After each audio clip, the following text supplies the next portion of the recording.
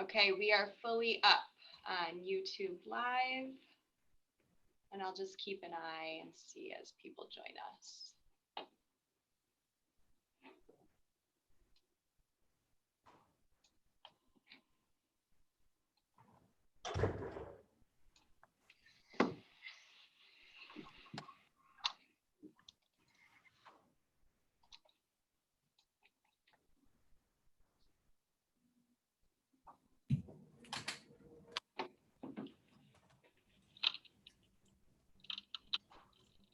Hi, Mary. Hi, Teresa.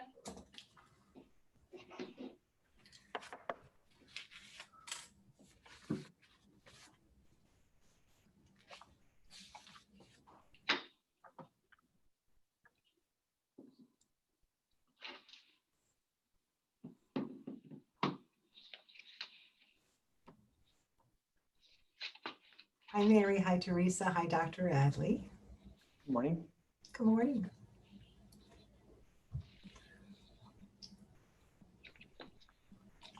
So it looks like we have just a few people logging in right now on YouTube Live, so we'll just give it a few more minutes.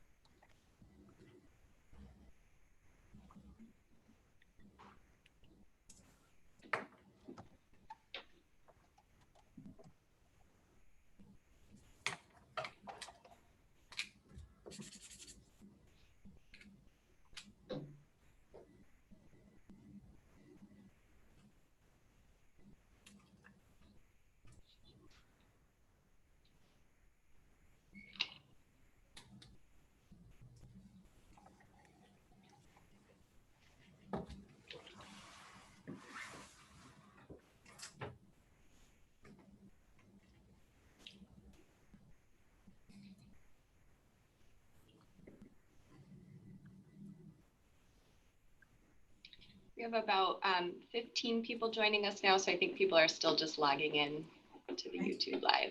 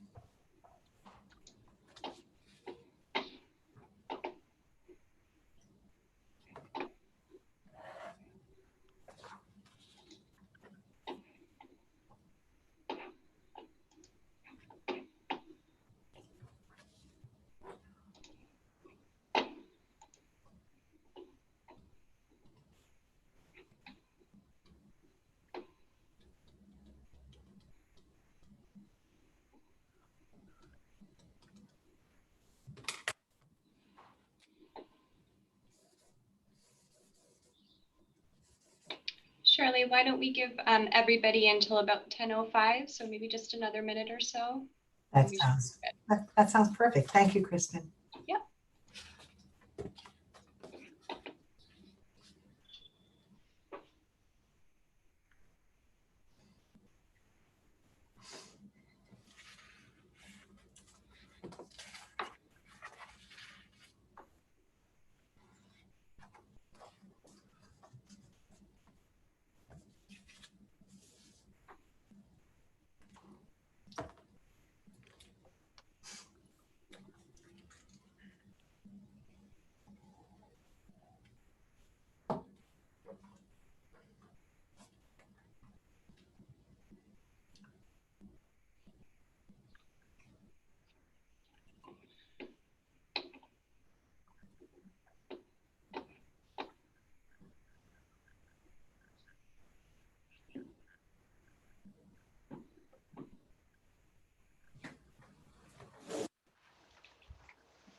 Chris, are we good, do you think?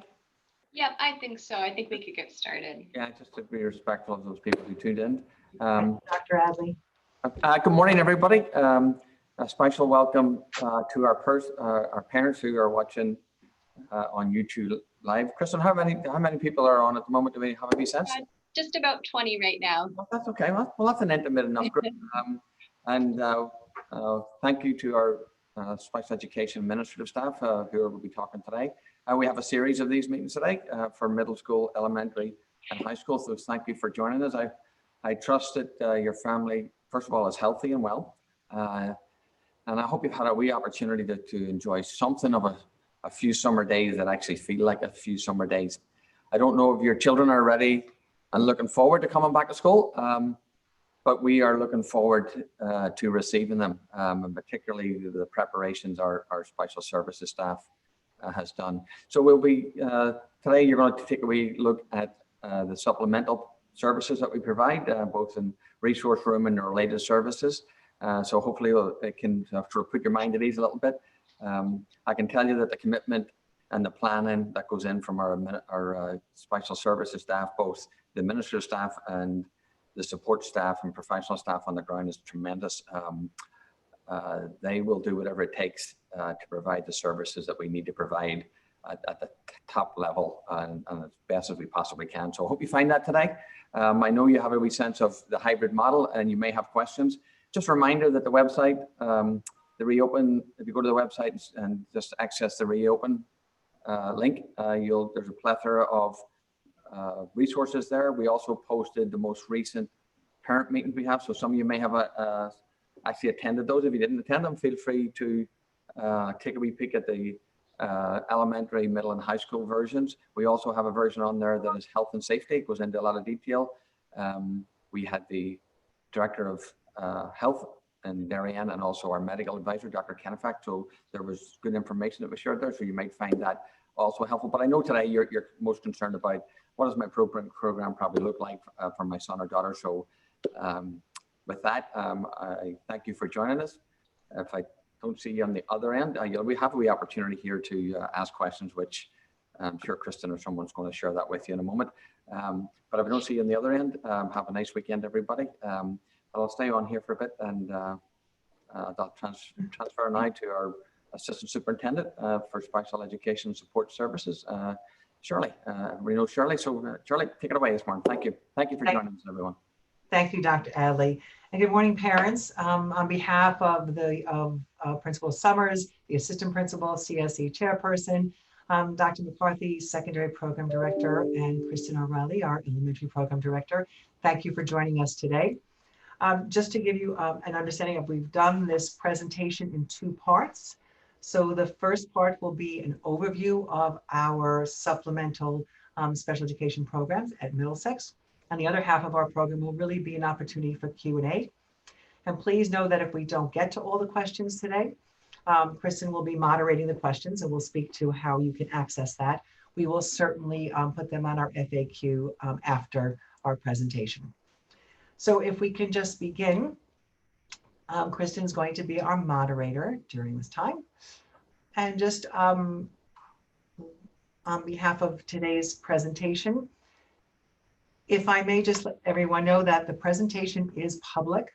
So please, during our presentation, do not use any identifiable student information in your questions. We realize if there are questions particular to your students, we will make sure that staff is available at Middlesex to really answer those questions at a later time. The program will have, you'll be able to submit your questions to reopening@darienps.org at any point during the presentation, and we will answer them hopefully at the end of today's presentation. Kristen O'Reilly has been kind enough to volunteer to be our moderator today. She will receive your questions and sort them for answering at the end of this presentation. And again, anything that we can't get to today, we will gladly follow up in an FAQ or with your child's case manager or the administrators at Middlesex to support your child's program and return to school. The overview of today's presentation is Scott and I will have the opportunity to really look at the general building hybrid models with you. We'll have a chance to really look at those programs in our models K through 12, Today, the focus will be Middlesex, but if there are any questions, we'll be able to take those as well. We'll look at our paraprofessional support that we have for your children at Middlesex and the way that we will be implementing related services. We'll also have a chance to really talk about PPT meetings and evaluations and how they will be conducted during the reopening of our hybrid model. We'll also have an important conversation about physical distancing, PPE protocols, and the district safety protocols. Earlier this week, just to please keep that in mind, is Alicia Casucci, our head of nursing services, as well as Dr. Kennethek and Dr. Knopf have had a chance to really speak to questions from the community, from all stakeholders, and that presentation is posted on our reopening website. So please preview that when you have a moment. And most importantly, we'll have a chance after our presentation to really answer your questions and have conversations about some of the areas we may not have hit on today in our presentation, and that we want to be available to support your students as they re-enter school. I'm going to turn it over to Dr. McCarthy, our secondary program director, looking at the hybrid model for Middlesex in the general education program. Thank you. Great, thanks, Shirley. So some of this may be overview as you've received presentations from the middle school administrative team about the general hybrid model, but in case you are not able to attend those presentations, and just to orient everybody, the middle school hybrid plan will include last names A through K on Monday and Wednesday, and last names L through Z on Tuesday and Thursday, which will allow us to operate at about 50% capacity in the building. On Fridays, the day is shortened, which will allow for remote learning and will allow for teacher collaboration and professional learning in the afternoon. And on the off days that your students are not attending school, either Monday and Wednesday or Tuesday and Thursday, they will participate in remote learning with their classroom teachers. Also, just to orient you, since we have not been in school for a while, so you probably haven't heard some of these terms in a while, the continuum of services at Middlesex begins with co-taught classrooms in English and math, resource room instruction, which is our small group instruction with a special ed teacher, our AIM program, which is a program designed for students with social emotional needs, our ALC2 program, which is small group modified content classes, our ALC1 program, which is our most comprehensive program and is designed to address students who require modified content in all core subjects and vocational and living skill curriculum content, and related services, which of course are speech and language therapy, counseling, OTPT, etc. For our most comprehensive programs, our ALC1 program and our AIM program, we are going to be opening full-time, meaning that the students will be able to attend in person Monday through Thursday. The staff will continue to be remote on Fridays to allow for building cleaning and participation in that teacher collaboration component. The staff in those programs will maintain physical distancing and PPE and hand washing protocols consistent with guidance from the State Department of Ed and the CDC. Students who are participants in the ALC1 program and the AIM program who attend general education classes with one-to-one paraprofessionals will continue to have the option to attend those classes daily and not participate in that hybrid rotation. The classrooms for the ALC1 and AIM spaces will be designated to only those staff members who are providing service to those students and programs and those students to ensure that we can cohort them appropriately. Our related services that are provided to students, as I said before, counseling, speech, OT, PT, etc., will be provided consistent with the IEP to the greatest extent possible. We are going to, consistent with the CSDE guidance, provide those in person as much as possible. So we'll emphasize providing in-person instruction while maintaining physical distancing, hand washing, and PPE requirements whenever possible. There may be times that those services need to be provided remotely. For example, if a student receives the services daily, and obviously we are not in the building on Fridays, we'll need to provide that service remotely. Paraprofessional supports, we recognize the importance of paraprofessional supports in our buildings for students. Paraprofessionals will continue to follow the guidance for physical distancing, PPE and hand washing. The paraprofessionals will work closely with the students' case managers and our building administration over the next coming professional learning days to determine how they can provide the supports that the student requires while maintaining physical distancing, PPE, and hand washing to the greatest extent possible. We recognize too that some students require paraprofessional support in ways that may not allow them to be physically distant in accordance with that guidance.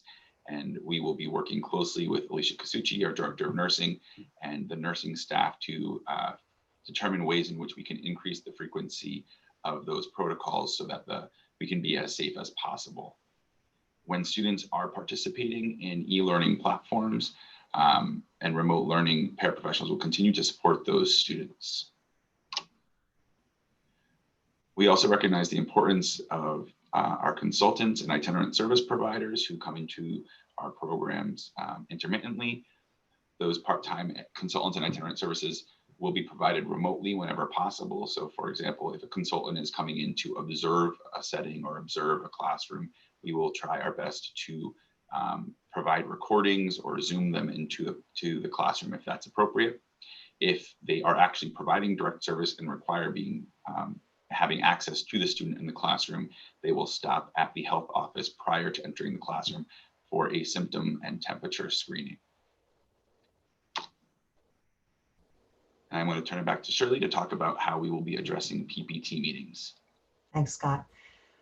We recognize that many of our PPT were not able to schedule during school closure. And we know that we are committed to trying to begin to schedule those. So we ask two things. One, please know that we recognize and appreciate your understanding that we are trying to balance the need to hold meetings and revise IEPs with the need to re-engage our students. And when students return, we'll have the opportunity to really assess their current academic performance and really look at what changes may need or may not need to be done with the IEPs. But please know that we will schedule these PPT meetings based on students' programming and needs that families have in terms of being able to provide students the appropriate level of service they need as they return to school. We will be conducting PPTs entirely remotely at this time. We want to make sure that we're limiting personnel, other people coming into our buildings. We want to limit the amount of access to our buildings. So we will be utilizing either Zoom or different platforms to do our PPTs remotely. We also just cited on this slide, so if you have a moment and you want to go to the CSD reopening guidance, on addendum 6, this is a citation that we took from it that really talks about encouraging families to recognize we want time to work with our students before we go back and look at services or PPT meetings that may need to be held to support students within the school. Our department chairs and our assistant principals and building administrators are really looking at missed meetings at this time. We actually have been able to look at students who might have missed their triennial meetings, might have missed a reeval, might be students who just have initial referrals for PPTs. So our building administrators and facilitators are really looking at that exactly at this time, and they will be reaching out to you in the weeks ahead. Mary Scalise is with us from Middlesex today, one of our assistant principals there, and Teresa Fox, our chairperson for Middlesex also, so you will be hearing directly from building level administrators. And please recognize in our prioritization structure, we really are being mindful of all our students and all our families to ensure that we're able to provide and implement our programs for our students consistent with their IEPs. Evaluations also consistent with the triennials with initials and the other meetings that we look forward to. We're looking at how we can safely train our staff to work with PPEs and physical distancing protocols. Fortunately, we have 6 days of PD coming up, and during that time, we'll be able to work directly. Our program directors and administrators will be working directly with staff on those safety protocols, on the fidelity of implementing those evaluations consistent with the regulations, as well as making sure that we don't take students away from that engagement in learning as they return to school and try to balance their time to have limited time out of the classroom.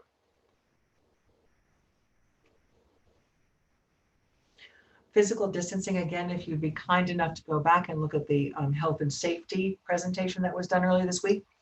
But all staff will maintain a 6-foot distance from students as feasible during the hybrid reopening. We also know that the best mitigating measures would include mask wearing, hand washing, additional PPEs, and all of our staff will be provided with face shields, gowns, gloves, and masks. Students also will have PD being oriented to physical distancing reminders as well. There'll be verbal reminders, there'll be posted signs throughout the building and in the classroom. And for many of our learners, there'll be social stories to help support mask wearing and physical distancing protocols.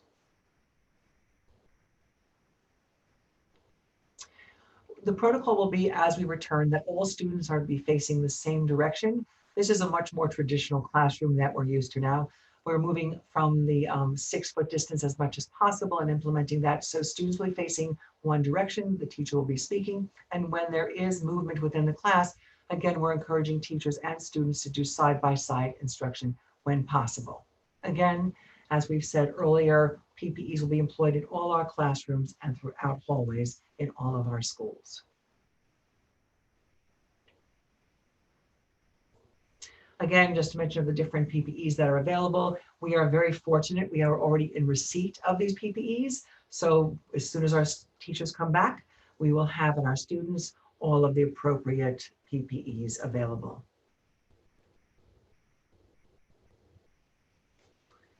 Mask wearing will be responsible for all students to be practicing the safety of masks. We do know that there may be some students that are not able to wear it because of medical reasons or other reasons that they're really not able to tolerate it. Your case manager and your building health nurse will reach out to you working on opportunities for practicing and encouraging it, and when not possible, other PPEs we can put in place to ensure that they can participate in classroom instruction. Facilities, and again, we've spoken to this in some of our other parent forums, but please know that students will be able to access bathroom facilities as needed, that all of our areas will be cleaned according to the reopening plan, that we will communicate specific information to parents from your building level principals and administrators regarding lunch and where students will be having their lunch. And please know also that arrival and dismissal has already been charted by your building principals and assistant principals in designated areas where students who are coming on bus will arrive, students who are being transported by their parents will arrive, and when appropriate, please know that our paraprofessionals, as always, will greet their students in a designated area when indicated. Transportation, parents again are encouraged to drive their students to school when possible. There will be monitors on the special transportation vehicles if your children are riding on special education buses. All students will be required to wear masks on buses. Students on general education transportation or special education transportation will be seated facing the same direction with appropriate spacing, and when appropriate, of course, siblings will be sitting together. Buses will always be cleaned after arrival and prior to departure. Thank you. And we're excited now to take your questions. Please follow the structure of going into reopening at Darien PS. And Kristen, our moderator, is ready, willing, and able to start taking those questions. Thanks, Shirley. I'm keeping an eye on our reopening email. I haven't seen any questions come through just yet, but I'll keep an eye on there. And now that we have that up at the screen on the end, maybe those joining us virtually will weigh in with some questions. And Kristen, just so our families and other stakeholders who are participating know, they can just go to that link, type in the question, and you'll be able to share that with us. Correct? Yep, if they use the email address provided here, reopening@darienps.org, they can send us an email directly to that email account. I'll pull it up from here and then we'll ask it out loud and help answer that question. For anyone that is unable to ask questions during this time, that link remains live, so you're welcome to submit questions at any time. Thank you. Just while we're waiting for questions, maybe either Teresa or Mary, just look for a logistical question. When can families expect to find out when their related services would be scheduled in the hybrid model schedules, or have they already received that through Aspen?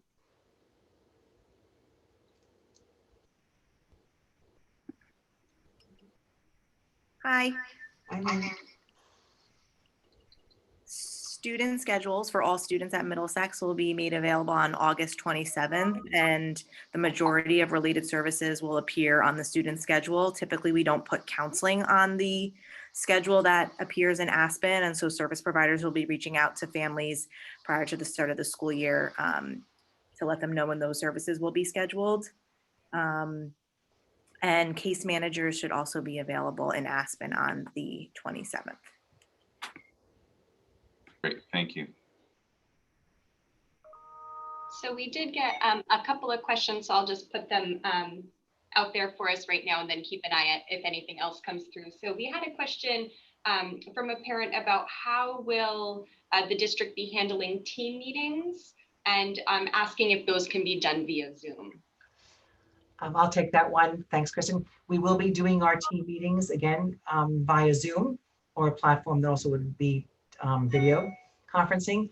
And we will make sure that we have locations for staff to safely have those team meetings with families, consistent with the IEPs. And a follow-up question has to do with the 6-foot distancing for students who may require support, that may require staff members to come into contact with a student that might exceed that 6-foot guidance. So I'll start if anyone wants to add to that also. So we recognize there are many students who will have that need. Our PPEs will be increased. There will actually be training as we do our PD for staff that know they work with students that might need a closer proximity. And in that proximity, we might increase using a face shield and a mask, either a gown or gloves or PPEs that really would safely allow staff to be closer to students, and also increase the PPEs for students when appropriate so they can be safe closer to staff. Yep. And just to add to that, we've already begun to look at specific students for whom we know that will be the case, and to work with and setting up Alicia Casucci with those teams to figure out if we know that we need to get closer to a student for example, for oral motor therapy or for toileting, we would make sure that those teams have an opportunity to meet with Alicia or a member of the nursing staff to figure out how they can increase or use different PPE or increase hand washing or perform the activity in the safest way possible. So another question for us has to do with the concept of cohorting for students and the idea of staff members moving across buildings, and the thought and consideration that we've given to maintaining some cohorting within the staff. I'll speak to that also, and then any Middlesex staff that would like to add to that also. We have, and the building principals and APs administrators, as well as the program directors, have done everything to ensure that we limit the amount of cross-building staff as to our ability. When there is that, they will stop at the medical office and they will go through the screening and safety if they are coming from building to building, consistent with what we're using for outside contract providers. But we have within our related service providers, our speech and language providers are exclusive to Middlesex for our 3 speech and language pathologists. Our OT person, we're working right now with Constellations to see if it can be limited to 1 building. And if not, they'll go through the health and safety protocols. And any other providers that come in will follow those safety protocols as well with their nursing services. Great. And can we talk through if a parent becomes concerned about transmission, for example, could we talk a little bit about the process if a parent wanted to suspend services for a period of time due to that concern? Parents have the opportunity to exercise and ask for remote learning at any point during our reopening phase. They're certainly welcome to do that. You would reach out to your building principal and have that conversation. We would ask that you give us a few days, shifting and preparing when they are returning so we can be prepared for your students to re-enter if they are going to remote. Great. And next, can we talk a little bit about co-teaching and what co-teaching might look like in the hybrid model? So, we are working with Marilyn Friend, as we have been in the past, on our co-teaching models. We are meeting with her Monday morning to talk about the best way to provide professional development to staff on co-teaching in a remote world. So we have been internally thinking through a number of different models so that we could approximate the 6 models that Marilyn Friend has been working with our teams to become proficient with. For example, parallel teaching could be accomplished through one of the teachers being in the classroom with the group that is in the classroom and one of the teachers being separate on Zoom with the other group, and then they can flip-flop, which would be consistent with the parallel model, but also be able to be accomplished in a remote world. We've also thought about station teaching models where the students who are present in the classroom would all have their devices and could be, we could use Zoom to use breakout groups and combine students who are both in school and out of school in those station models. So we're developing those ideas with Marilyn Monday mornings so that we can roll them out in our professional development with staff over those 5 days to make sure that our staff have a number of different tools ready to go to be able to provide co-teaching instruction at the start of the school year. We recognize that the very nature of many of the models, for example, station teaching, require grouping students together in ways where they are not all facing forward and 3 feet apart. So we, again, will have to approximate those models, but we plan to make sure that our teachers are ready to go with that day 1. So our next question is about related services and sort of the guidance that the district has provided staff in terms of emphasizing the delivery of related services on in-person days versus remote days, and can parents expect there to be a combination of both? So yes, there will be a combination of both. We are committed to on in-person days to the best of our ability to have those related services provided in person. We know how much students have missed that interaction. So our related service providers are really looking at balancing in-person services when children are here and remote when appropriate. And I can just add to that. Teresa, Mary, Dana, Shelley, and I have been working together on sort of how to prioritize those services. And so the state has given guidance that we should really be emphasizing in-person instruction, which is of course what we're trying to do, but the scheduling constraints become challenging for students, especially if they have a number of different services and figuring out which ones need to be in person, which ones need to be remote. So I know, Teresa and the administrative team at Middlesex have been working closely together to figure out how best we can provide those services in person. And when they're not able to be provided in person, you'll be provided notice of that, as Mary said, when the schedule comes out. And Scott, if I could just add to that, I know that the team and you all have been really working on knowing that the idea of balancing, not pulling kids out of the classroom as they're returning also for in-person related services. So that's a real conversation also to try to balance in-person instruction and related services is one of the areas that you're all looking at as well.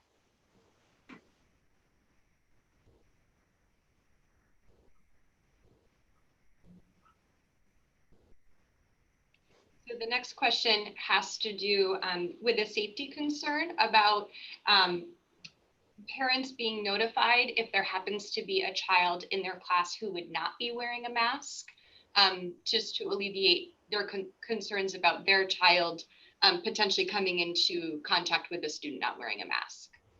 Not sure if that's more of a question for Alicia. I will ask that particular parent to have a conversation with Alicia and with Shelley Summers as well, but I will answer it to the best that I can answer it on behalf of all of us today. If there is a child for a medical reason or a reason otherwise that they're not able to do that, we've taken every design precaution of how to safely have them in the classroom, meaning where the seat will be located, looking at ventilation, look at other areas that are really essential of where they would be seated and located, looking at other PPEs that can be utilized to protect them and others as well. And I know that Alicia's looking at that with the staff as well. So maybe there's other opportunities. If it's not a face shield, it may be the location of the desk. It may be looking at some plexiglass opportunities. So really, it's on a student by student basis. So I would encourage that parent to reach out to any of us if they'd like, but please reach out to Alicia. And I think if we don't have her information posted, to any of us, and we'll connect you with Alicia, our head of nursing services. Can we talk through any of the district's plans or anything that we can advise parents on now during today's presentation so that they can help support their children in re-entering this new environment going into the school year? I think the opportunities that we're having these Zoom meetings with families is really a larger, opportunity to really have those conversations. But we would really ask you to reach out to your building, either your case managers, your assistant principals, your principal, or any other related service providers to speak specifically about how you can work in concert and partnership with your child's team to safely transition them back to school, and how we can do that in the most robust and healthy manner. The next question we have is specific to a specialized program at the middle school. Can we talk about what the AIM program looks like and how would instruction be delivered within the program structure of AIM on the remote days?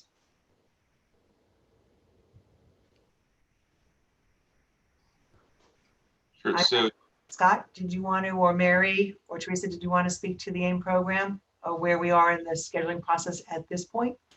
yeah, so the AIM program, as you know, is a space within the building that is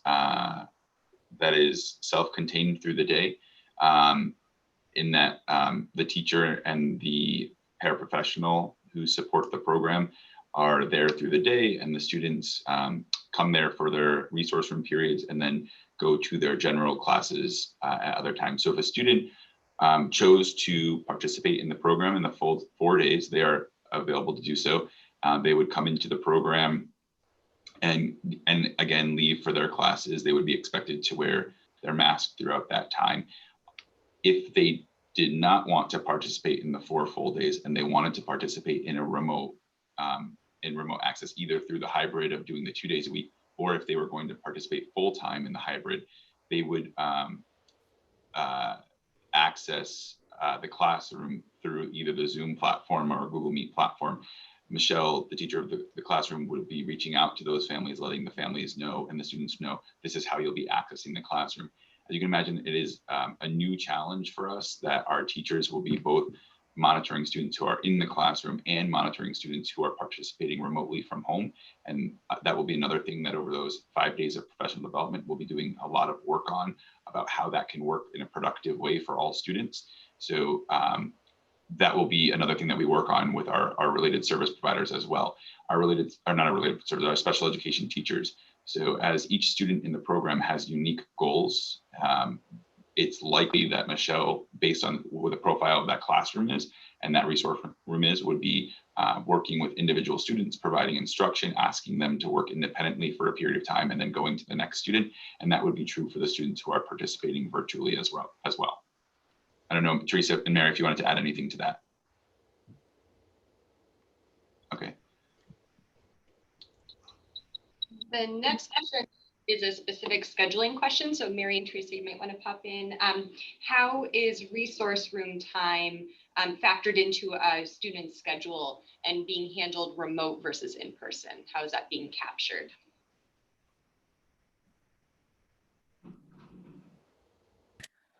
Students are being scheduled for resource room based on what's designated in each individual student's IEP. So if there's resource room scheduled recommended for 5 times a week, then that's reflected in the schedule for every single day. And then the days that students are in school, they'll have that support and specially designed instruction in person. And then when they are learning from home remotely, they will access through the Zoom platform.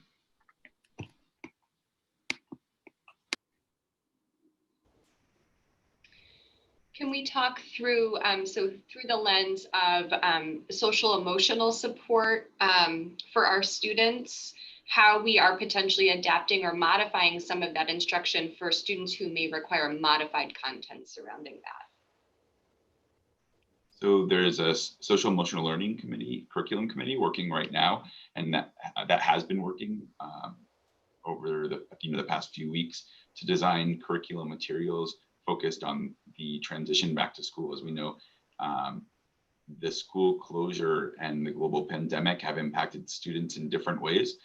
We've heard from a number of families that their students have actually done very well during this period because many of the social stressors of being in school have been removed. And then we've heard from many families that their students have struggled significantly during this time with anxiety around the pandemic and sort of not having that social connection to school. So we know that we will have students returning to school who may present differently than they did when they left us. And so we'll be working closely with our teachers over this professional development period to understand what types of markers to look for and in that sort of first few weeks about students' performance. And in addition, the advisory period at Middlesex will incorporate a number of the social emotional activities that have been designed by this curriculum committee, which is focusing on transitioning students in best practices and transitioning students back to school right now.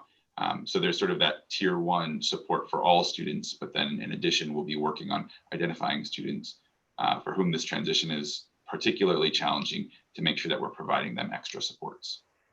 Scott, if I can just add to that, and please reach out to your school counselors, school psychologists, if you're working with them, or social workers. If you have information particular to your child that you want to share with them prior to returning to school, but know consistent with protocols prior to school closing, counselors and psychologists and social workers are available to really support instruction in the classroom, as well as support for students outside. Right. And this is sort of going back to a previous question, but when we think about best practices and any kind of transition, whether it's for students or for adults, there are a number of activities that you can begin engaging with at home that will help your students. So previewing what school will look like after this presentation and using child-friendly language to explain this is what school will look like and this is what the plan will look like and this is how classrooms will look, and you will be wearing masks, your teachers will be wearing masks, they'll be standing at the front of the room, your desks will be separated from other students' desks, you won't be participating in group work, sort of previewing all of those activities of where lunch will happen and similarly previewing the presentations that the Middlesex administration has put on. And getting back into those routines. It's been 6 months since students had to wake up early and get dressed and get to school. So starting to get those routines up and going, all of those activities will help students get ready to transition back into school and be prepared. And similarly, asking your children, what questions do they have? What are they thinking about right now? Their questions may be very different than the questions that we think they would have, and allowing them those opportunities. And if you are sensing that there's anxiety around that, certainly letting us know so that our case managers can help facilitate conversations with providers who can support them. So our next question might be more for Mary and Teresa. It has to do with the cohorting of special education students. So is there cohorting emphasis on particular student services, or is it by grade level? If you could speak a little bit to the decision making with the cohorting at the middle school. So each student is scheduled with a team, as we typically would schedule students, and there are 4 teams at each grade level. And then within each team on each grade level, there are either 4 or 5 cohorts that we've developed based on students' IEP services and the other schedule requests that they might have. So if they're taking a world language or they're taking a specific math course. So we've scheduled students that way. And then to the best of our ability, we've tried to also group students within the team and or cohort for related services where it's appropriate. But as we've mentioned in other presentations, there are some instances where students may mix a cohort, and then for students that may occur for. We have increased spacing between students and made some alternate workspaces so that there's more distancing for those students and the teachers. Can we talk a little bit about students who may require opportunities for movement breaks, knowing that we have students typically maintaining space throughout the duration of the day in one particular classroom or one particular area of the building? Can we talk about how we're planning for opportunities for students to have some movement breaks as needed? Sure. So for specific students who may need a break from class, and if that's something that's designated in their IEP, obviously all of the teachers that will be working with that student will be made aware of that prior to students entering the building. And so that's a simple accommodation that teachers can make. And if students need to be more closely monitored while taking a break and have para support, then we would certainly arrange for that as well.